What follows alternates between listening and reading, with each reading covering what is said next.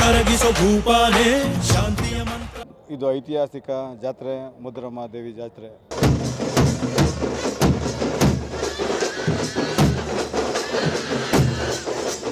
ಹೋದ ವರ್ಷ ಆಗಿದ್ದಂಥ ದುರ್ಘಟನೆಗಳನ್ನ ಬರೀ ಕಳಿಸ್ಬಾರ್ದು ಅಂತ ಹೇಳ್ಬಿಟ್ಟು ನಾನು ಆನೆ ಬಂದಿದೆ. ಇನ್ನು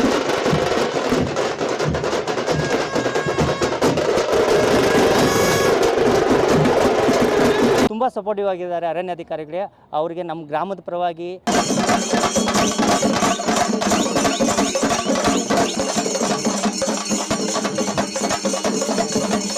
ಒಂದೂವರೆ ತಿಂಗಳು ಮುಂಚೆಯಿಂದ ಸತತವಾಗಿ ಪ್ರಯತ್ನ ಪಟ್ಟು ಈ ಆನೆಗೋಸ್ಕರನೇ ತರಲೇಬೇಕು ಅಂತ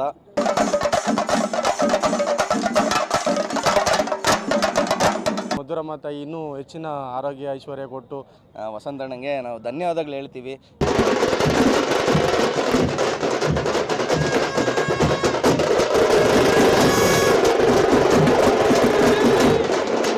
ಇತಿಹಾಸ ಪ್ರಸಿದ್ಧ ಉಸ್ಕೂರು ಮದ್ದೂರಮ್ಮನ ಜಾತ್ರೆ ಅದ್ಧೂರಿಯಾಗಿ ನೂರಾರು ವರ್ಷಗಳಿಂದಲೂ ನಡೆಯುತ್ತಿದೆ.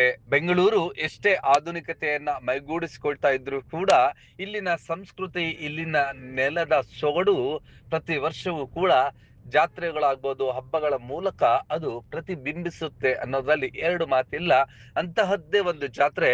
ಬಹುಶಃ ದೇಶದಲ್ಲಿಯೇ ಇಷ್ಟೊಂದು ರಥಗಳು ಅಥವಾ ತೇರುಗಳು ಅಥವಾ ಕುರ್ಚುಗಳು ನಿರ್ಮಾಣ ಆಗೋದಿಲ್ಲ. ಅಷ್ಟು ತೇರುಗಳು ಮತ್ತು ಕುರ್ಚುಗಳನ್ನ ನಿರ್ಮಿಸಿ ತಾಯಿಯ ಸನ್ನಿಧಾನಕ್ಕೆ, ಅಂದ್ರೆ ಶಕ್ತಿ ದೇವತೆ ಆಗಿರುವಂತ ಉಸ್ಕೂರು ಮದ್ದೂರಮ್ಮನ ಸನ್ನಿಧಾನಕ್ಕೆ ರಾಸುಗಳು ಮತ್ತು ಭಕ್ತರ ಸಹಾಯದಿಂದ ತರಲಾಗುತ್ತದೆ. ಇಂತಹ ಒಂದು ಉಸ್ಕೂರು ಮದ್ದೂರಮ್ಮನ ಜಾತ್ರೆಗೆ ಇದೇ ಪ್ರಪ್ರಥಮ ಬಾರಿಗೆ ತೇರನ್ನ, ಅಂದ್ರೆ ಕುರ್ಚನ್ನ ಎಳೆಯುವ ಸಂದರ್ಭದಲ್ಲಿ ಆನೆ ಮತ್ತು 2 ಒಂಟೆಗಳನ್ನು ಕೂಡ ಆನೇಕಲ್ ತಾಲೂಕಿನ ದೊಡ್ಡನಾಗಮಂಗಲದ ವಸಂತ್ರವರು ತರಿಸಿದ್ದರು. ಆನೆ ಯಾವುದೇ ಒಂದು ಮೆರವಣಿಗೆ ಅಥವಾ ಯಾವುದೇ ದೈವಿ ಕಾರ್ಯಕ್ರಮ ಅಥವಾ ದಸರಾದಂತಹ ಕಾರ್ಯಕ್ರಮದಲ್ಲಿ ನಾವು ಆನೆಗಳ ಆ ಸಂಭ್ರಮ ಸಡಗರವನ್ನ ನೋಡಬಹುದಾಗಿದೆ. ತಾಯಿ ಮದ್ದೂರಮ್ಮನ ಭಾವಚಿತ್ರ ಮತ್ತು ತಾಯಿಯನ್ನ ಕೂರಿಸಿಕೊಂಡು ಅದ್ದೂರಿಯಾದಂತಹ ಮೆರವಣಿಗೆಯನ್ನ ನಡೆಸಲಾಯಿತು. ಇಡೀ ತೇರಿಗೆ ಇದು ಕಳಶಪ್ರಾಯವಾಗಿತ್ತು. ಈ ಆನೆಯಿಂದ ಈ ಒಂದು ಉಸ್ಕೂರು ಮದ್ದೂರಮ್ಮನ ಜಾತ್ರೆ ಮತ್ತೊಂದು ರೀತಿಯಾದಂತ ಮೆರುಗನ್ನ ಪಡ್ಕೊಂಡಿತ್ತು. ದೊಡ್ಡ ನಾಗಮಂಗಲದ ವಸಂತ್ರವರ ನೇತೃತ್ವದಲ್ಲಿ ಈ ಒಂದು ಆನೆಯನ್ನ ತರಿಸಲಾಗಿತ್ತು. ಇದಕ್ಕೆ ಕೇರಳದ ಚಂಡಮದ್ದಲೆ ವಾದ್ಯ ತಂಡ ಸಾಥ್ ನೀಡಿತ್ತು. ಇದು ಎಲ್ಲರನ್ನು ಕೂಡ ಆಕರ್ಷಿಸಿತ್ತು. ಇದರ ಆ ಒಂದು ವೈಭವವನ್ನ ಕಣ್ತುಂಬಿಕೊಳ್ಳೋಣ ಬನ್ನಿ.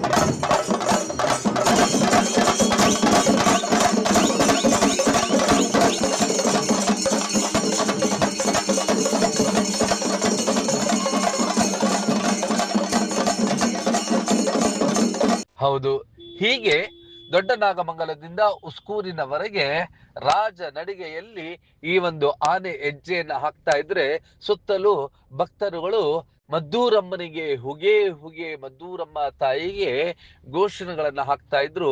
ಈ ಒಂದು ತೇರಿಗೆ ಇದು ಮತ್ತಷ್ಟು ಮೆರುಗನ್ನ ತಂದು ಕೊಟ್ಟಿತ್ತು. ಈ ಒಂದು ಆನೆಯ ಆ ಒಂದು ರಾಜ ನಡಿಗೆಯ ಇನ್ನಷ್ಟು ದೃಶ್ಯಗಳನ್ನ ನೋಡೋಣ ಬನ್ನಿ.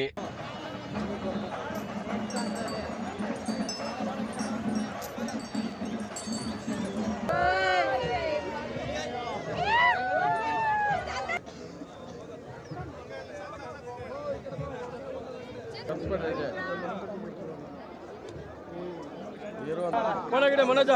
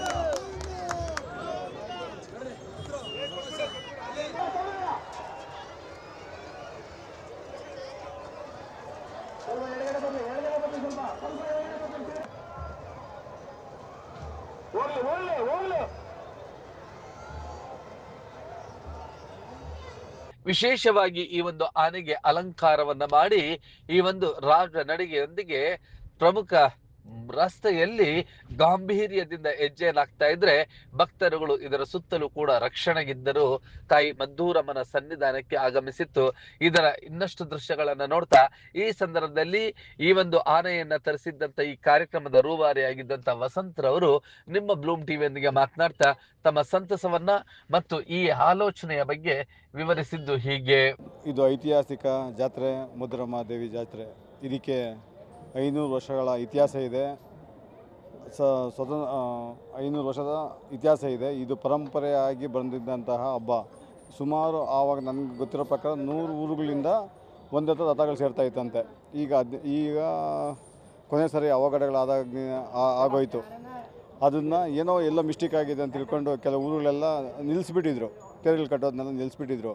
ಏನೋ ಯಾಕೆ ನಿಲ್ಲಿಸಿರೋ ಗೊತ್ತಾಗಲಿಲ್ಲ. ಆಮೇಲೆ ಎಲ್ಲರಿಗೂ ಜ್ಞಾನೋದಯ ಆಯಿತು ಅನಿಸುತ್ತೆ. ನಾವೇನಾದರೂ ಬರ್ತಾಯಿದ್ವಲ್ಲ, ಸಡನ್ನಾಗಿ ನಿಲ್ಲಿಸ್ಬಿಟ್ವಲ್ಲ ಅಂತೇಳಿ ಎಚ್ಚೆಚ್ಕೊಂಡು ಪ್ರತಿಯೊಂದು ಊರುಗಳಲ್ಲಿ, ಪ್ರತಿಯೊಂದು 17 ಊರುಗಳಲ್ಲಿನೂ ಹೊಸದಾಗಿ ಪ್ರಾರಂಭ ಮಾಡಿ ಸಖತ್ ಗ್ರ್ಯಾಂಡಾಗಿ ಸೆಲೆಬ್ರೇಷನ್ ಮಾಡ್ತಾಯಿದ್ದಾರೆ. ಇದು ಇತಿಹಾಸ ಸೃಷ್ಟಿನ ನನಗಂತೂ. ಆಮೇಲೆ ಇನ್ನೊಂದೇನು ವಿಶೇಷ ಅಂತಂದರೆ, ನಾನು ಆನೆ ತರಿಸಿರೋದಕ್ಕೆ ವಿಶೇಷ ಏನಂತ ಹೇಳಿದ್ರೆ, ದೊಡ್ಡನಾಗಮಂಗಲ ಫ್ರೈಡು, ದೊಡ್ಡನಾಗಮಂಗಲ ತೇರು ಒಂಥರ ಲಕ್ಷಣವಾಗಿರ್ತಾಯಿತ್ತು.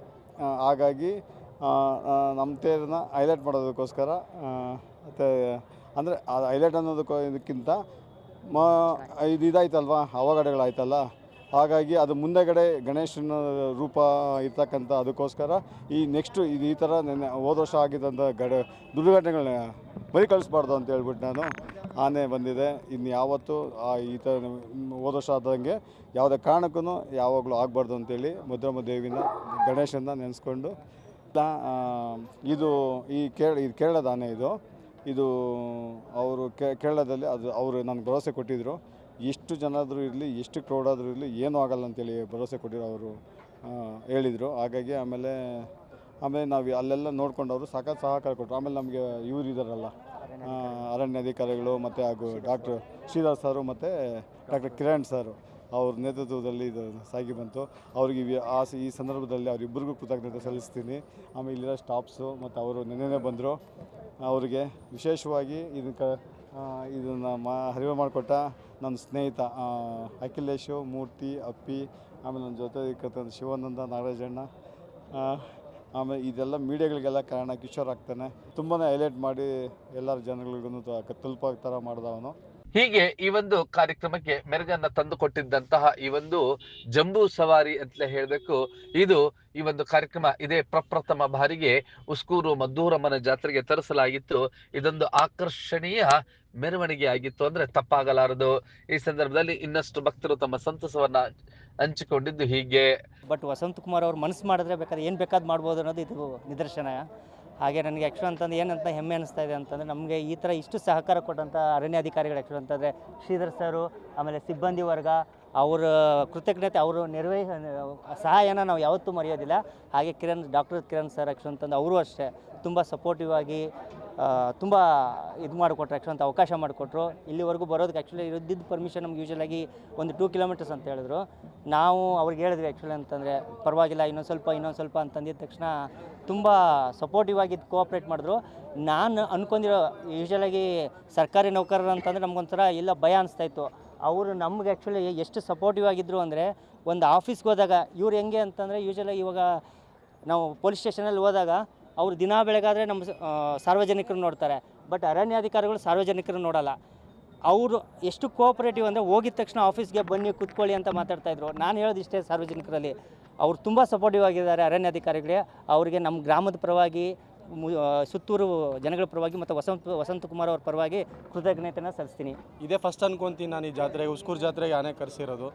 ಅವ್ರಿಗೂ ದೇವರು ಮಧುರಮ್ಮ ತಾಯಿ ಇನ್ನೂ ಹೆಚ್ಚಿನ ಆರೋಗ್ಯ ಐಶ್ವರ್ಯ ಕೊಟ್ಟು ಇದೇ ಥರ ಇನ್ನು ಮುಂದೆ ಚೆನ್ನಾಗಿ ಮಾಡ್ಕೊಂಡು ಹೋಗಲಿ ಅಂತ ನಾನು ದೇವ್ರ ಹತ್ರ ಕೇಳ್ತೀನಿ. ಆನೆನ ಸುಲಭವಾಗಿ ತಂದಿಲ್ಲ, ಖಂಡಿತವಾಗ್ಲೂ 1.5 ತಿಂಗಳು ಮುಂಚೆಯಿಂದ ಸತತವಾಗಿ ಪ್ರಯತ್ನ ಪಟ್ಟು ಈ ಆನೆಗೋಸ್ಕರನೇ ತರಲೇಬೇಕು ಅಂತ ತುಂಬ ನಿಯಮಗಳನ್ನ ಎಲ್ಲ ಅನುಸರಿಸಿ ಕೇರಳದಲ್ಲೇ 7 ಆಫೀಸಲ್ಲಿ ಪರ್ಮಿಷನ್ ತೊಗೊಂಡು ಈ ಆನೆ ಇಂಟರ್ಸ್ಟೇಟಿಗೆ ಬರಬೇಕು ಅಂದರೆ, ಕೇರಳದಲ್ಲಿ ಸುಮಾರು ಒಂದು ಇಂಟರ್ಸ್ಟೇಟಿಗೆ ಬರಬೇಕು ಅಂದರೆ ಕೇವಲ ಒಂದು 10-12 ಆನೆಗಳಿದ್ದಾವೆ ಅಷ್ಟೇ ಇಂಟರ್ಸ್ಟೇಟ್ ಪರ್ಮಿಷನ್ ಇರೋದ್ರು. ಅದರಲ್ಲಿ ಹುಡುಕಿ ಸೆಲೆಕ್ಷನ್ ಮಾಡಿ ಅಣ್ಣ ಓಕೆ ಈ ಆನೆ ಓಕೆ ಅಂತ ಹೇಳಿದ್ಮೇಲೆ ಇವ್ರನ್ನ ಕಾಂಟ್ಯಾಕ್ಟ್ ಮಾಡಿ ಅವ್ರನ್ನ ಓಕೆ ಮಾಡಿ ಅವರು ಪಾಲಕ್ಕಾಡು, ತ್ರಿಶೂರು, ಎರ್ನಾಕುಳಮ್ಮು, ತ್ರಿವೇಂಡ್ರಮ್ಮು ಅಂತ 7 ಫಾರೆಸ್ಟ್ ಆಫೀಸ್ಗಳಲ್ಲಿ ಕೇರಳದಲ್ಲೇ 7 ಈ ಅನಿಮಲ್ ಡಿಪಾರ್ಟ್ಮೆಂಟಲ್ಲಿ ಪರ್ಮಿಷನ್ ತೊಗೊಂಡು, ಅಲ್ಲಿಂದ ತ್ರಿವೇಂಡ್ರಮಲ್ಲಿ ನಮ್ಮ ಇಲ್ಲಿ ಬೆಂಗಳೂರಿಗೆ ಮಲ್ಲೇಶ್ವರಮಲ್ಲಿ ಬಂದು ಅಲ್ಲಿ ಪರ್ಮಿಷನ್ ತೊಗೊಂಡು, ಅಲ್ಲಿಂದ ತಿರ್ಗಾ ಕೇರಳ ಕಳಿಸಿ TP ಅಂದರೆ ಟ್ರಾನ್ಸ್ಪೋರ್ಟ್ ಪರ್ಮಿಟ್ ತೊಗೊಂಡು ಎಲ್ಲ ಏನು ಬಂದೋಬಸ್ತ್ ಅದಕ್ಕೆ ಏನು ಪರ್ಮಿಷನ್ ತೊಗೋಬೇಕು ಎಲ್ಲ ತೊಗೊಂಡು ಸತತವಾಗಿ 1.5 ತಿಂಗಳಿಂದ ಅದ್ರ ಹಿಂದೆ ಕಂಟಿನ್ಯೂಸ್ ಆಗಿ ಒಂದು ದಿನವೂ ಬಿಡ್ದಿರ ಅದನ್ನು ಎಲ್ಲ ಫಾಲೋಅಪ್ ಮಾಡಿ ಪರ್ಮಿಷನ್ ತೊಗೊಂಡು ಇಲ್ಲಿ ಬಂದಿದೆ ಸುಗಮವಾಗಿ. ಎಲ್ಲ ತುಂಬ ಚೆನ್ನಾಗಿ ಪ್ರೋಗ್ರಾಮ್ ಮುಕ್ತಾಯ ಆಗಿದೆ. ವಸಂತಣ್ಣಂಗೆ ನಾವು ಧನ್ಯವಾದಗಳು ಹೇಳ್ತೀವಿ. ಒಟ್ಟಿನಲ್ಲಿ ದೊಡ್ಡನಾಗಮಂಗಲದ ಈ ಒಂದು ತೇರಿಗೆ ಕಳಶಪ್ರಾಯ ಆಕರ್ಷಣೀಯ ವೈಭವವನ್ನು ತಂದುಕೊಟ್ಟಂತ ಈ ಒಂದು ಆನೆ ಮತ್ತು 2 ಒಂಟೆಗಳು ಈ ಬಾರಿ ಆಕರ್ಷಣೀಯವಾಗಿದ್ದವು. ಹಾಗೆಯೇ ಈ ಒಂದು ತೇರಿಗೆ ಮತ್ತಷ್ಟು ಮೆರುಗನ್ನ ತಂದುಕೊಟ್ಟಿತ್ತು ಅನ್ನೋ ಮಾತಲ್ಲಿ 2 ಮಾತಿಲ್ಲ.